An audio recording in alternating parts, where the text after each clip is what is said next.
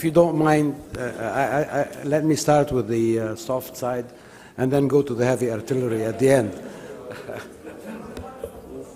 Can somebody pass the microphone, please?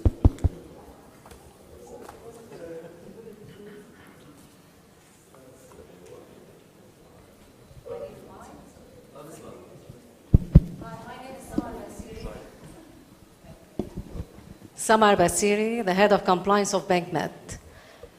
I have a question regarding the market manipulation. What if the market manipulation or the scheme that you have mentioned, like cold shower or pump and dump, affected by the client? So here could lead to embezzlement of funds from the institution as well. You know, inside trading or market manipulation are not considered as money laundering offense. So, but it leads to embezzlement of funds. In this case, to whom we should report the incident? Is it to the SIC because of the embezzlement of funds, or because of the incident to the CMA because of the securities market manipulation? Thank you. I think for both. Because yes, and because we are concerned about those misconduct as much as the SIC is concerned. So I think we cannot prevent from a double notification in that case, because everybody is going to look at it from a different perspective. And it would be a protection to the institution from this against the customer, because I don't think that draft recognized this issue as well. You mean by notifying that will prevent any liability on the institution? No, it's not. The scheme is affected by the customer against the institution. So the embezzlement of funds from the institution, because sometimes the institution may get hurt from schemes affected by customers. Sometimes they have to swallow the losses, or they have to report to protect the institution. We have not taken that into consideration, honestly, but we can look at it. Well, in terms of clients, yes, I mean, globally, certainly the bulk of manipulations are carried out by clients, correct. So there's no question that this regulation is aimed at covering any person who trades. Did you have something you wanted to add? As a matter of fact, as far as taking advantage of the institution is concerned, within the regulations, it's very clear that the institution, the approved institution, through the registered person, they have a responsibility of, when they're taking the order from the client, if they suspect there is a price manipulation, that they should disclose it to the CMA immediately, and they have the right to refuse the order. Now, if they refuse the order, it doesn't mean that the same client can go ahead and execute it with another institution. That may be, once the institution reports this to the regulator, it should be done confidentially so that we can start doing our investigation behind the scene to stop such kind of behavior. About aggregation of orders, you said the aggregation of orders is prohibited, but sometimes financial institutions have to aggregate orders in order to place them, especially when there are IPOs, for example. When there are what? IPOs. Well, this does not apply to IPOs. This is secondary market trading we're talking about here. Okay, only for secondary. Okay, my second question is about the reporting that financial institutions have to make to CMA about persons who are insiders of an issuer. It's going to be a burden on the financial institutions, of course. There is a responsibility on them in this regard. But doesn't it go against the banking secrecy? No, we see it as part of the KYC. When you're doing your KYC on the client, you're going to ask about his main activity, and then you can identify if he's an insider and not. And then again, as I said earlier, we are talking about the insiders of traded issuers and not any insider. Yes, So, but no, it's he's part a of client the KYC, after all. I and there's think- plus towards the CMA, there's no Yes, banking indeed, secrecy. but in this special case, it's a client who's coming and we are... Mike, please.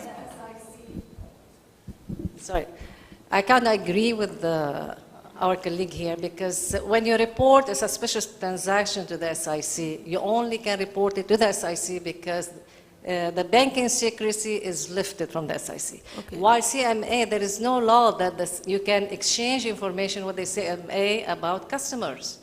There is a regulation that was issued from Central Bank that required that every trading transaction should be made through a specific account that is accessible to the CMA at any time.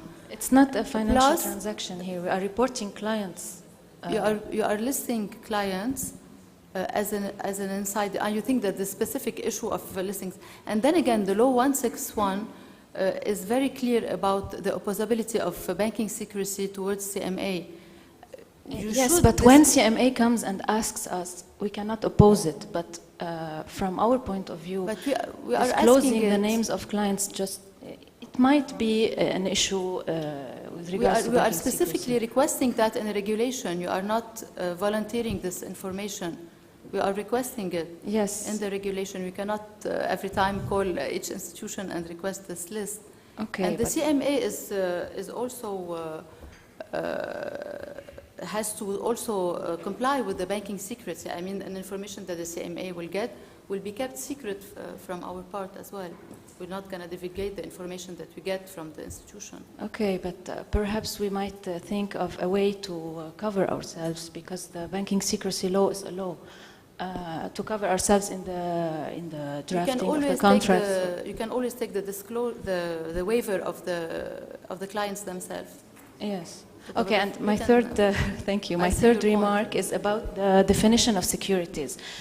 In the series 4000, the market conduct regulations, we noticed that you talk about securities, whereas the law 161 talks about financial instruments. And we have this concern about the slight differences, the nuance We were between the expecting texts. this question, I think, and John has Yes.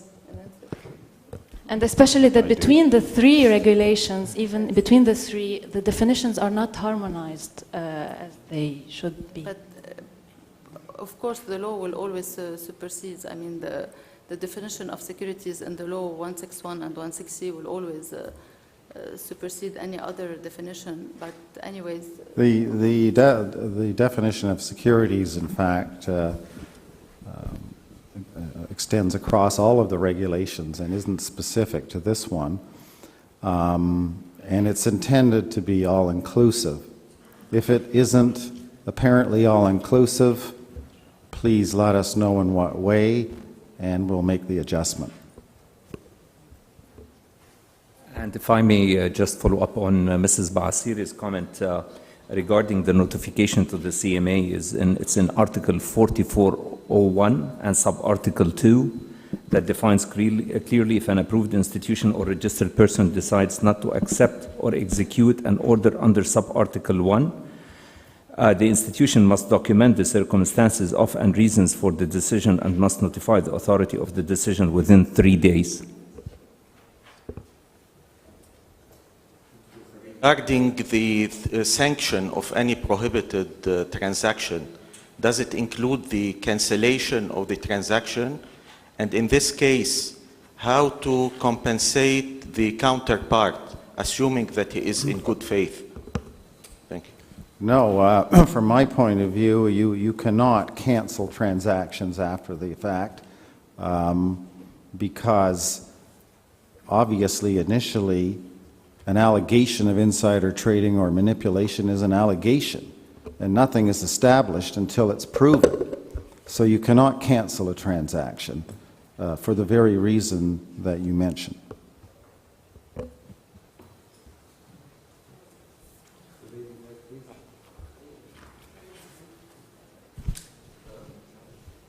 Okay. My name is Farah Hossami. I'm head of legal compliance unit at BankMed. We've noticed while reviewing the provisions of Law 160 that it was not exactly reflected.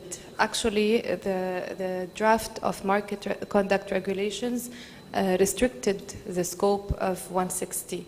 It prohibited totally, it made it a total prohibition regarding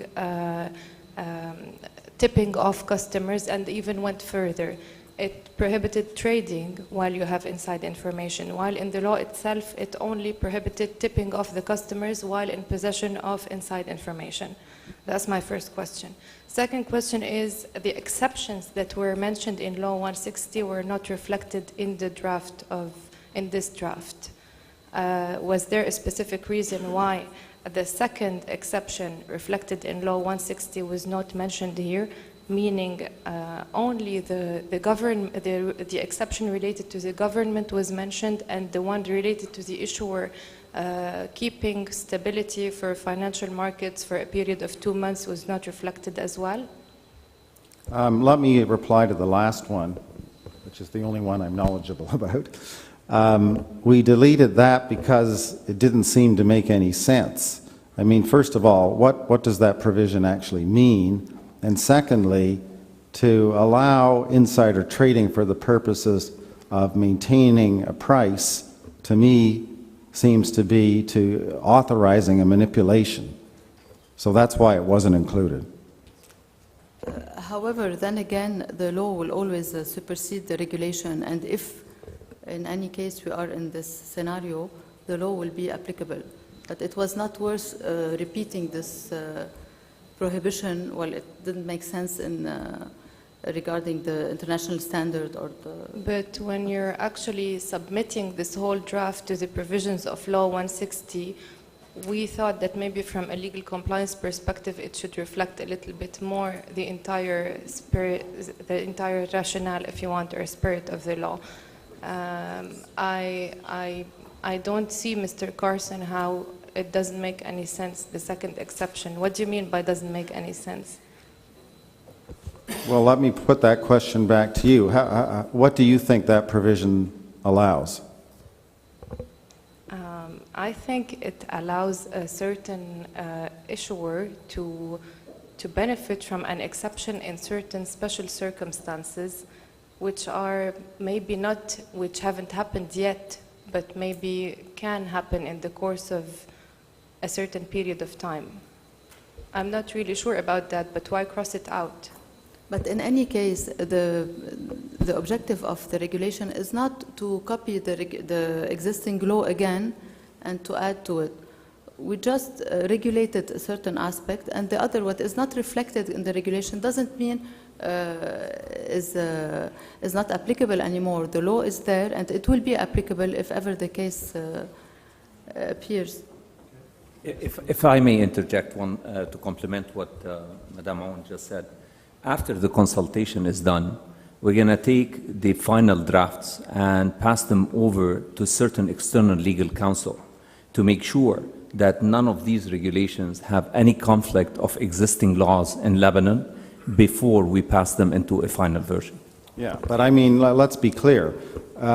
We know that the market conduct regulation doesn't precisely reflect the wording of the law, and it was intentional that it didn't, because the idea is we have the law, and then we have the power of the authority to supplement the law in order to regulate the markets. So that's the reason that they're not precisely the same. And as I said, with respect to market manipulation, that's not covered by law at all. It will only be covered in the regulations of the authority. I wasn't indicating that the draft should reflect the law exactly. I was only saying that it shouldn't restrict the scope of application. It's actually, when you implement a law, you allow for the scope and extent to be actually executed. That's why I raised these concerns, because the scope is much tighter now, especially regarding tipping off customers and the prohibition that was made total and absolute in prohibiting even trading while you are in possession of inside non-public information, which is my first question. I think it's very clear what you're asking for, and it's recorded, and we will address it in the review. Thank you. Next, please. Yes.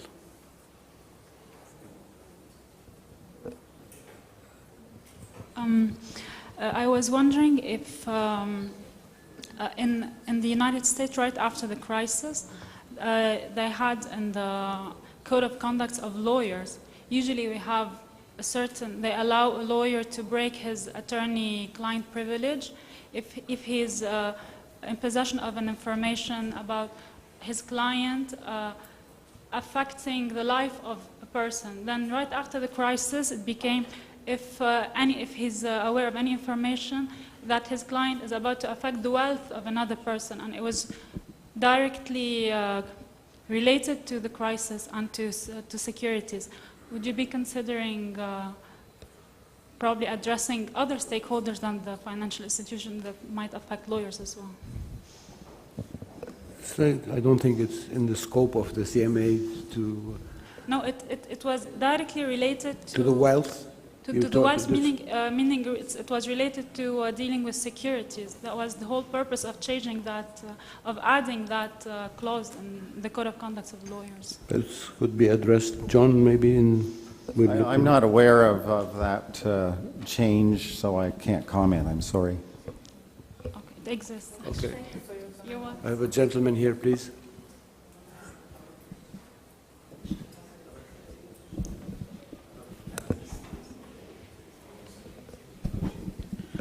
Rabia Jabour from Met Securities. I have questions regarding the aggregation of orders.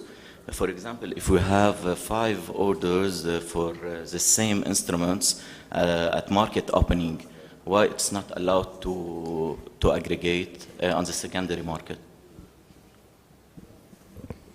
Well, they should be input into the system individually in order that they will pass through the system as individual orders and get allocated to the same account.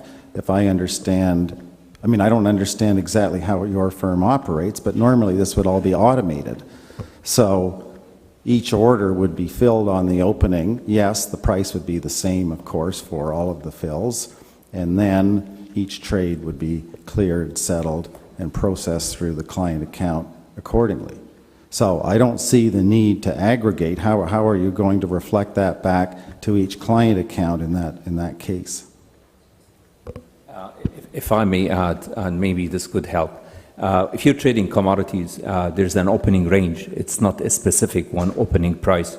So if you have clients coming in multiple orders, one after the other, one particular client may be entitled, once his order is in the system, to literally get a better fill, possibly if he came ahead.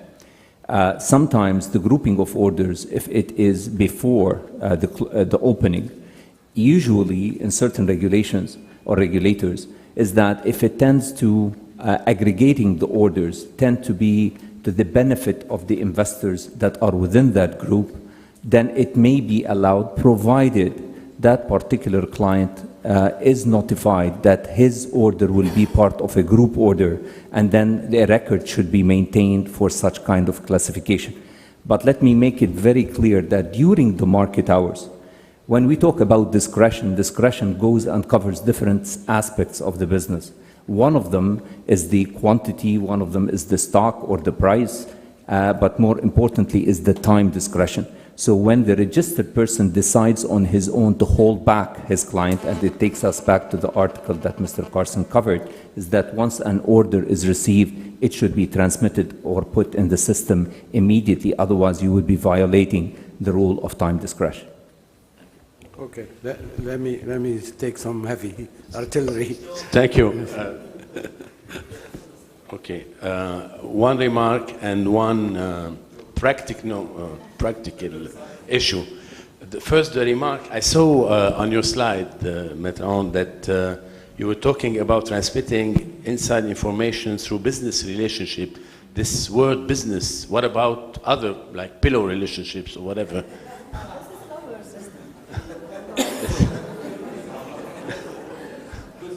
No, more seriously, if you write it like this, That was the joke. It's a joke. I have another question. We have a practical issue with the Beirut Stock Exchange. Sometimes, you know that you have this limit down and limit up thing. Sometimes you have a stock that has not been traded for months at a price that, let's say, is high for a potential bidder. And while you have a potential seller who wants to sell at a much lower price, in order to reach the price you want to reach, you have to manipulate the market, meaning you have to enter false transaction so that day one you have the minus 10%, day two, etc. This has to be tackled. Then I think I will leave Khalil.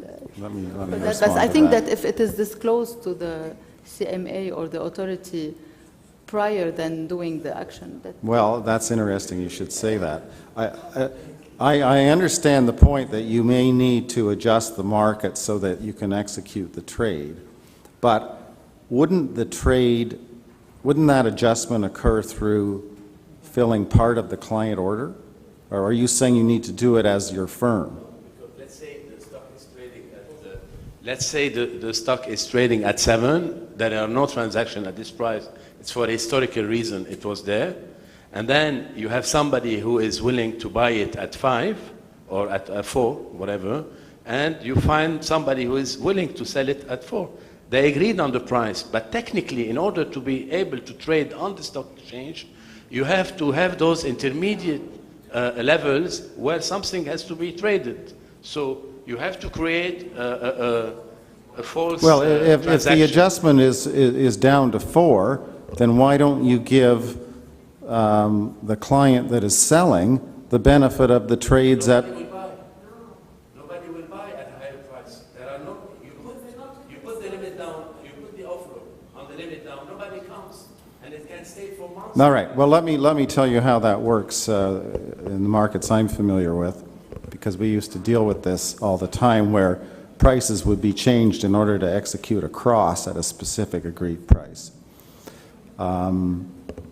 The market would need to be moved, and the stock exchange had to be notified that the firm was going to move the market in order to execute a cross, and they would do so through principal transactions. So the point being, it was only permitted with notification.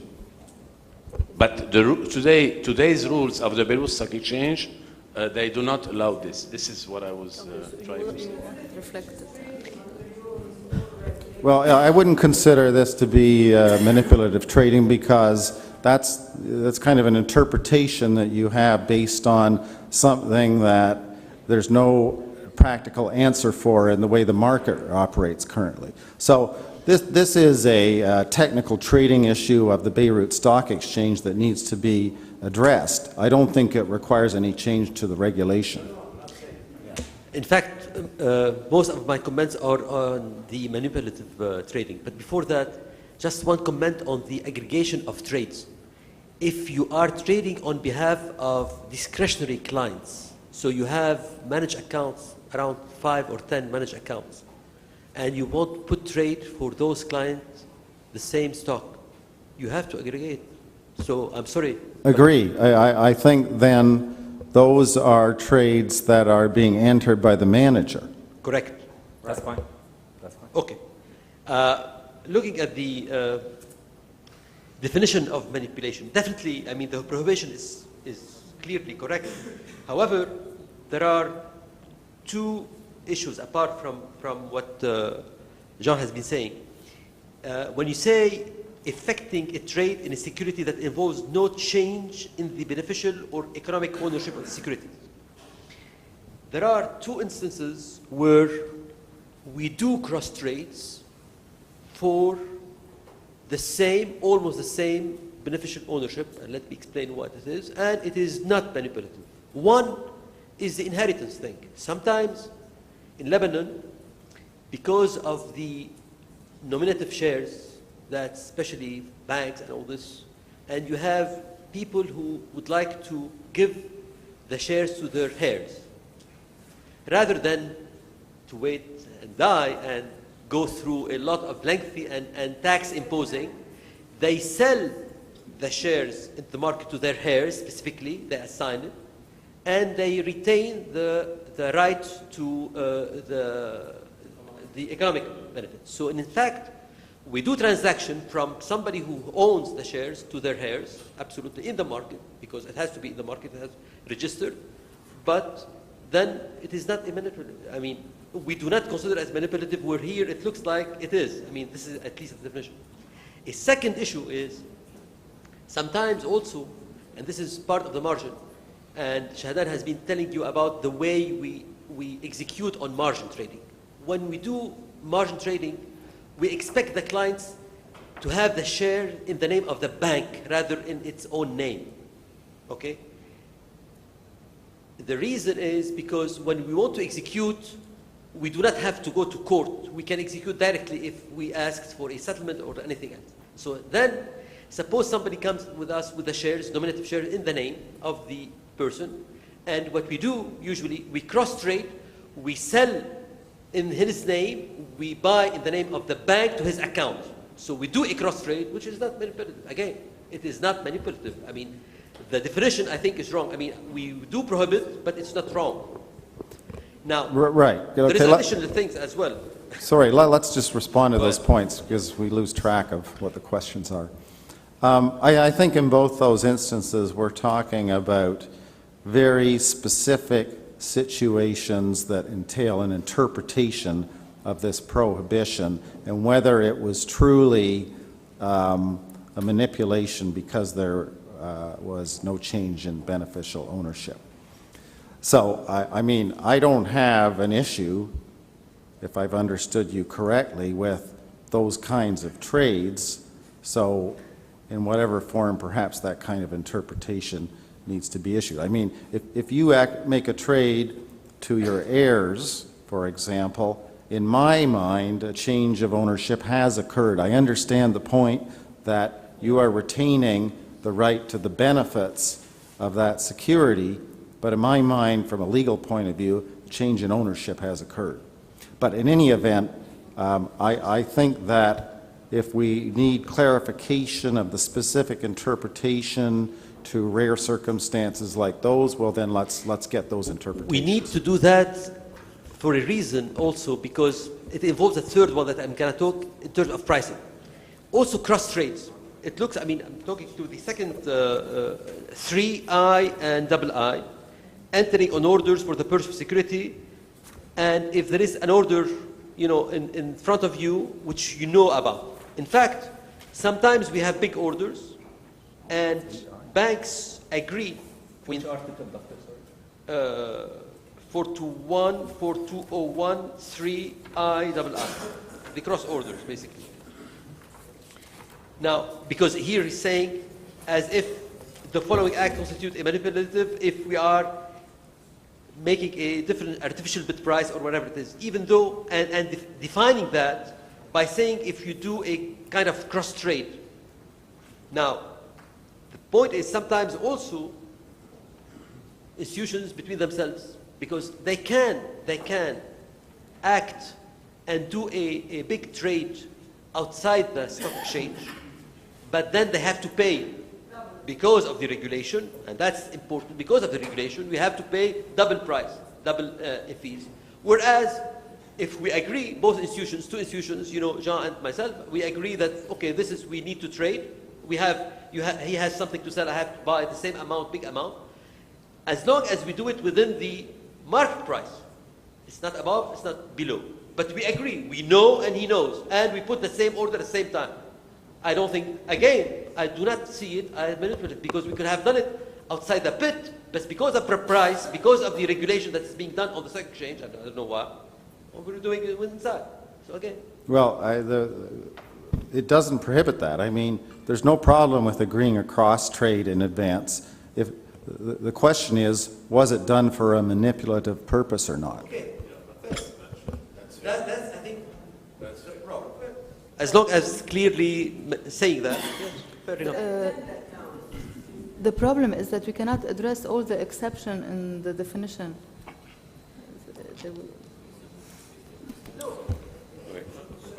it's drafted, we all understood it differently. We all understood it that it's prohibited regardless of the purpose of the intention. Well, no, the rule, you're referring to sub 2 or sub 3? I'm referring to 3, well, I was referring before to sub 2. Yeah. Double I, now I'm referring to 3, I and double I. Okay, well, 3 clearly states that the purpose of the transaction must be to create an artificial impression of trading activity or price. And in your example, I don't see any intent to set an artificial price. Shahdan Jbaili. On 4401, I have 3 comments, not questions. Comment number 1, the way it is drafted, item number 1, I have an obligation not to accept or execute a client's order, and the financial institution is not left with an option to allow the transaction and report. As if the big burden is on us. We have very limited information, and we have to tell the client that you cannot do this. And the information I should have before the fact, anything I have after the fact, I think we're not the authorities. We have very limited information, and I think it's very harsh to put on banks, financial institution, an obligation not to accept or execute just in case we have reasonable grounds or reasonable doubts. So that's comment number 1. Comment number 2, on the same one, I would suggest that the 3 I's should be deleted. That would be considered in breach of any similar law, regulations, or rule. So I have to not only be familiar with my law, I have to be familiar with similar law. I don't think it's a duty on financial institutions. Point number 3, I think it's typical in a provision like this to have a protection language from liability on financial institution, whether we adopt the school of no acceptance or acceptance but reporting, which is a language that exists in the anti-money laundering law. If I report or I abstain or I do anything that is in compliance with the law, there is a clear provision which basically says, if you do this, no liability from customer claim. Thank you. Okay, let's discuss those comments for a minute. I was fully expecting to receive comment number 1, and you're right, it does place a burden on institutions, and the big question is, what are reasonable grounds? Yes?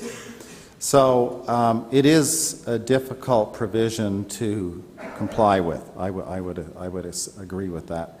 Maybe at this point in the development of these rules, that's too onerous, and we need to consider a simple reporting requirement after the fact where you think that there are reasonable grounds. So we'll consider that. That may be where we need to end up. Second point, 3, number 3. Number 3. A similar law or rule in another market. Basically, the intent there, and these are again obviously taken from some of the precedents that we're using. No. No. That's why it says similar. But I agree that, all right, but insider trading is essentially illegal in any jurisdiction. What varies are the technical or legal details of the law or the regulation. Nevertheless, fair comment. The second point takes care of obligation. The liability will resolve. The liability is also But was this liability tested in a court? This the one of the SIIC? Is it enforceable? I have based on some doubt. I have based on some doubt to either tell the customer you can't do it, you can't exercise your right. You know, it is an exception. A customer has all the rights to buy and sell. I have to tell him don't do it. Or if we adopt the reporting after the fact, you know, some banks or financial institutions are subject to lawsuits. Subject to lawsuits, and what typically is included in those regulations, that if I, as a natural legal consequences, if I do my obligation properly, you know, as the law requires me to do, then even if the customer at the end of the day is an innocent customer, that he cannot go back and sue me because I'm taking action or in either scenario based on reasonable grounds and in good faith performing my professional responsibility. In this case, the final decision is not guilty for this person. I should not be sued by this particular customer because I had told him that you cannot, or I had reported him or her. Right, and then I assume that that would already be in your client agreements. Another question, sorry. On the blackout period, I have an issue. I mean, when you mean that the blackout period it follows the release of the issuer's financial results, we're talking about the disclosing of the information that, you know, the results are out, not the payment of dividend, correct? Yes. The Okay. results. It's the results, not the Financial dividend results. payment. No, Okay. not the dividend payment. My question then also, why, just information, why, I mean, 10 days before I understand, but why 3 days later? What would you like it? I mean, It was I 10 do not days. understand the concept of the blackout. I understand that somebody has a previous knowledge about it. When the market knows immediately, what does it matter if it is 3 days? I mean, why is it 3 days? I mean, why you're giving not the information? I mean, it's already in the news. It No, is it's just to give time to the market to react upon this. 3 days. That's inefficient market. But it is, no, it is exactly, it is precisely because you have an inefficient market. Now, in fact, to promote the efficiency, you have to say immediately. I mean, But it was international standard, by the way. Well, no, I mean, again, fair comment, we picked a 2 number. days in Canada. Like Colleen says, it was 10 days, it's reduced to 3. I don't think we're here to say that definitively 3 is the only answer, so we take your point. One question about insider dealings through an authorized institution in foreign markets. Do we have, I didn't see anything about it, do we have a reporting obligation to the CMA or whatever? This could help, by the way, financial institution to show that, I don't know. Okay, insider dealing committed by a client on a foreign market, not on the Beirut Stock Exchange. What are the obligations of the financial institution in Lebanon vis-à-vis the CMA? Through this institution, you mean? Yeah, of course. Somebody's buying through our bank a stock on a foreign market, and we suspect that he has insider information. It would be, in my view, interesting that you have some kind of reporting to the CMA, of course, without liability again, because might be important. Would you like to answer, John? Well, that goes back to the discussion we just had, that you in fact shouldn't process the transaction if it appears to be violating a similar law. So, actually, you know, what you're basically saying is let's convert that into a reporting obligation. actually, we have to, when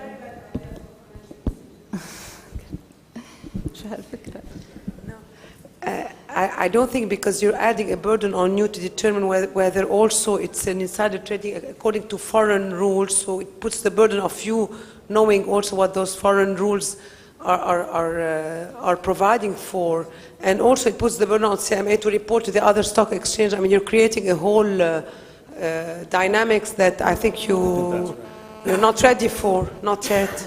But Okay. I would like to make a clarification here. If the traded securities is a Lebanese security that is traded in Lebanon and also somewhere else, and this insider trading is regarding this particular case, you have an obligation to report in that case. But if it's on another security, no, it will depend on actually MOUs between authorities. Keep in mind that if the stock is already traded in the Lebanese market, Yes. it becomes an obligation. But may I ask, also, when you talk insider trading, did I understand correctly? Anyone who is, let's put it that way, employee of a company that is traded? Not any employee. Not any employee. That's a question. So it's not any employee. So there is a level of employee at staff, and the number, if he buys worth $100, we have to report it that way? I mean, there is any threshold about, I mean, what you consider insider trading? I mean, the fact that somebody just invests in 10 units of a stock, whether he's the general manager or something, why we call it insider trading?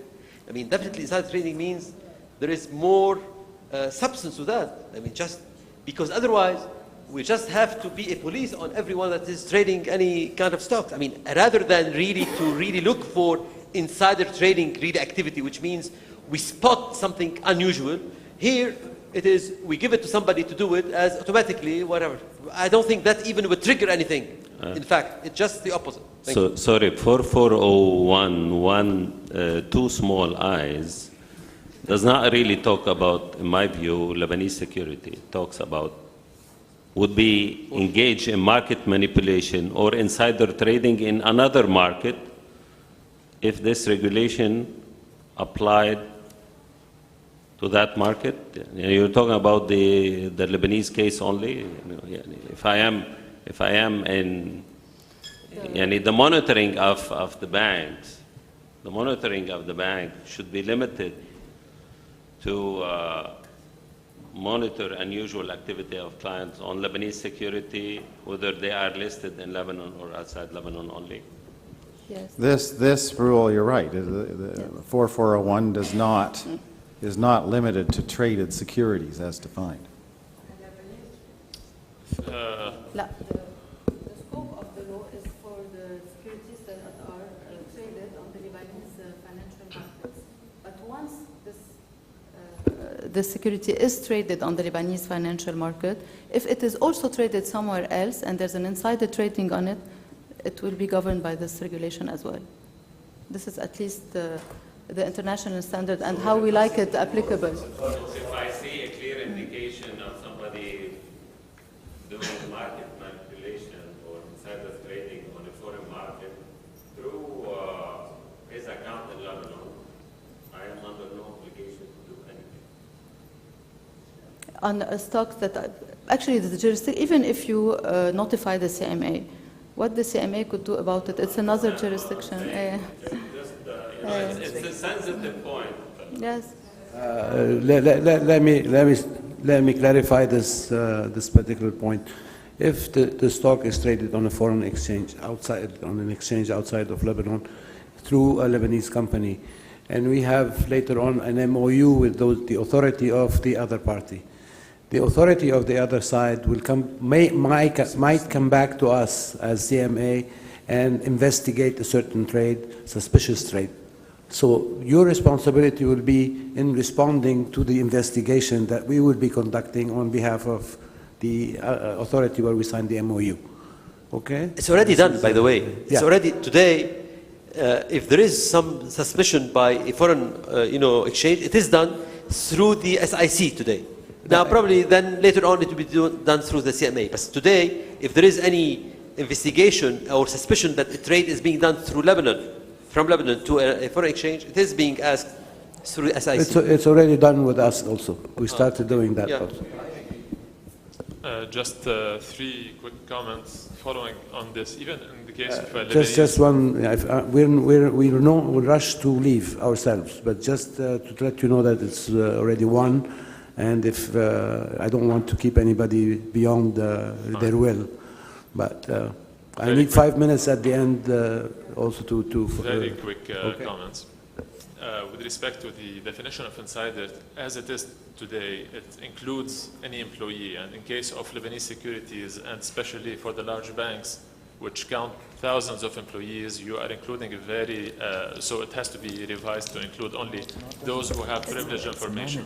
It's not any employee, and if it's not clear, we'll make sure it will be clear. I'm saying it has to be defined, redefined. Sorry, but just to make sure it's clear, maybe it's because the word is on a different line. It's called management employee. So are you insinuating that the understanding was that it's any employee? Yeah. Okay. Okay. It's not. So it's on a different one. All right. The second one, with respect to the blackout period extension beyond the day, beyond the dissemination of information, it might be useful to restrict the issuers from disseminating information during trading hours. If they do it beyond the trading hours, that would allow until the next day for people to react, and then there would be no longer a need to hold them for 3 days, to hold anyone, any insider to hold for 3 days to trade the stock. The third one, the provision in case of issuing equity reports, equity research report to trade for another day, that could probably discourage institutions from issuing equity research report. It does not fall under the blackout period anymore. It's only for financials. There is 24-hour... No. If you're talking about the blackout period, not the it blackout concerns... period, but okay. there is a provision Another on trading provision, for a 24-hour period directly or indirectly. So this is... Well, could sorry, and discourage what's the people. problem? What is the problem with that? In case an institution issues an equity research report, they are not allowed to trade directly or indirectly the underlying security for 24 hours. Yes.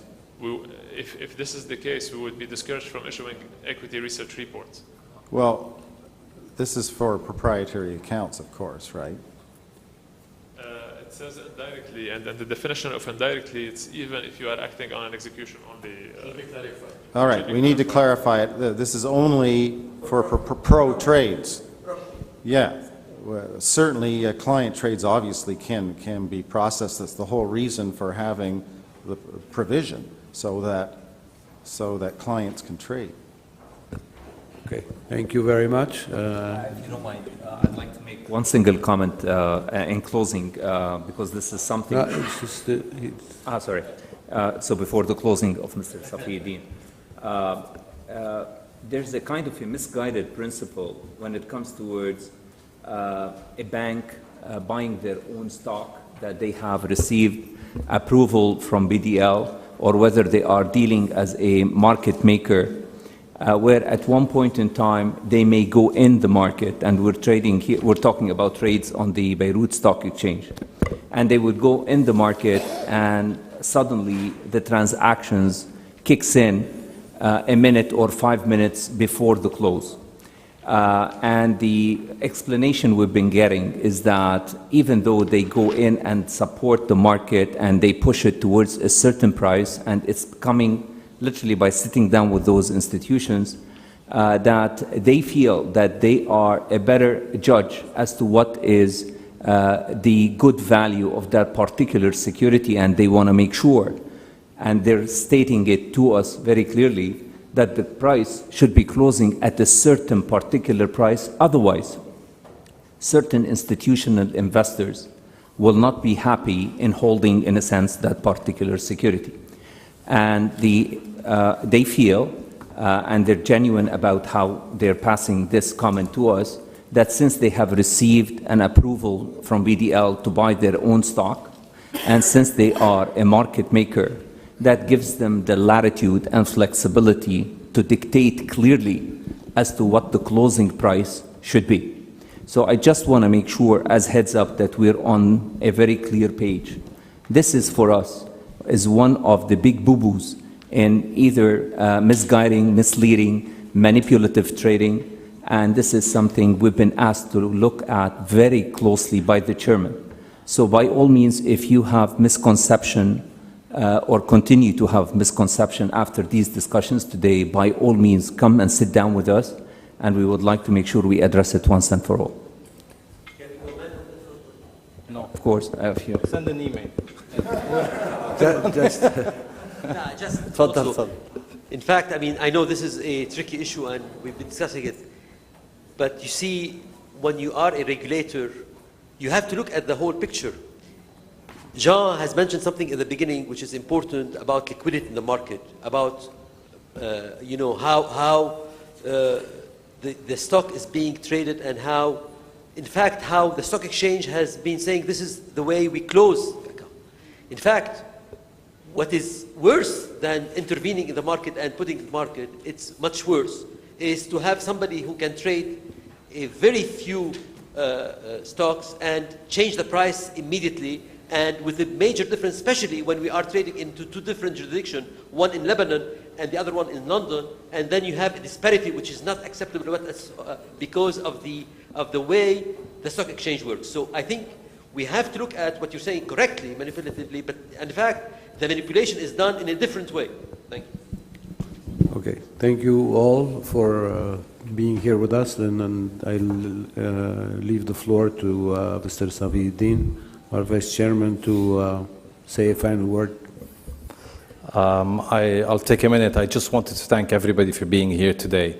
I mean, the level of engagement that we saw for the past 2 days is only a testimony of the professionalism of this industry.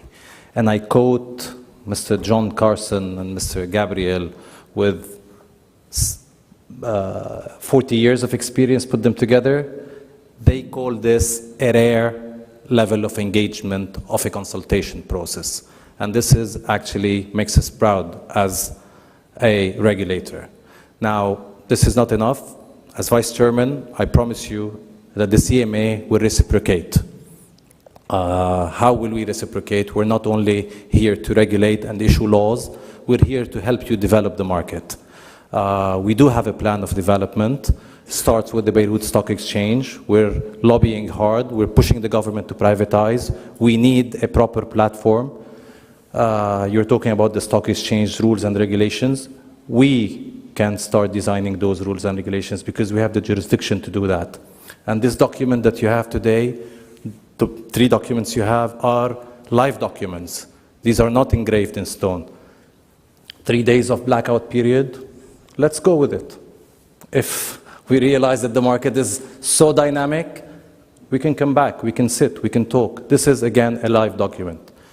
In order to continue with this momentum for the past 2 days here, we would ask you to send us any comments you have. Whoever was shy to voice a comment, please send us the email within 30 days, because after 30 days, the document is final. And one more thing is I would like you to promise us that the next burst of regulations, we would like the same preparation, same engagement, and again, we will be reciprocating.